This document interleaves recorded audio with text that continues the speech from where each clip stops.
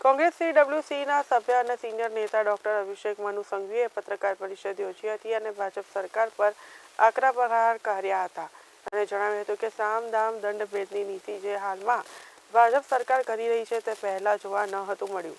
તો સુરતમાં ભાજપના ઉમેદવારના બિનહરીફ ચૂંટાઈ આવવા અંગે તેમણે જણાવ્યું હતું કે સુરતમાં જે થયું તે લોકતંત્રની મજાક કરવામાં આવી છે. તો વિટામિન એમની મદદથી ભાજપ બધું કરી રહ્યું છે. તો ડોક્ટર અભિષેક મનુ સંઘવીએ વિવિધ મુદ્દે ભાજપ પર આકરા પ્રહાર કર્યા હતા.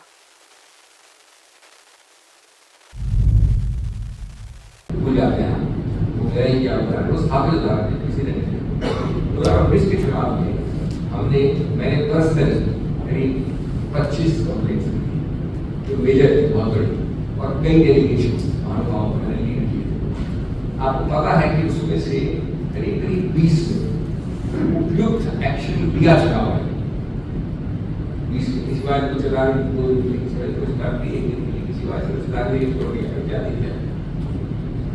चार की या 5 को याद नहीं कुछ एक्शन नहीं.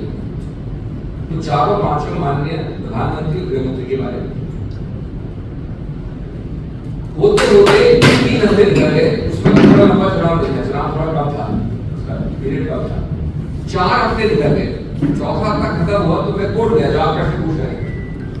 उच्चतम न्यायालय में माननीय गोगोई की खंडपीठ थी, उन्होंने डायरेक्शन दिया ऐसा निर्णय करो. चुनाव के उसको बचे थे 2 महीने.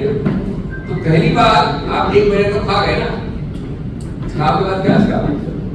दूसरी बात ये डायरेक्शन दिया, उसके बाद 1 हफ्ता और लगा.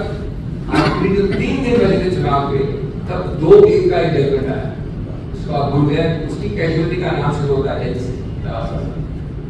2-1. तो निर्णय आया 4 दिन पहले चुनाव. तो ये सब तरीके तो अतिरिक्त समझाते हैं. हम भी वकील हम भी समझते हैं कि आपका काम है निकालना समय.